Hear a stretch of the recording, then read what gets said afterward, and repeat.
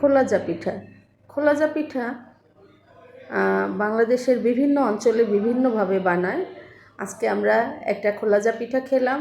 চাঁদপুরের একজন বানিয়ে নিয়ে এসেছে, আমাদেরকে মিষ্টি খাওয়াতে চাইলো। আমরা বললাম না, ঝাল খাবো, তাই সে মিষ্টির পরিবর্তে ঝাল নিয়ে এসেছে খোলাজা পিঠা। ওনাদের অঞ্চলে 3 রকমের চালের গুঁড়া মিক্সড করে এই পিঠাটা বানায়। এটা ওনাদের ঐতিহ্য চাঁদপুর অঞ্চলের। সঙ্গে বুটের ডাল, গরুর মাংস। খুবই টেস্টি এই খোলাজা পিঠা।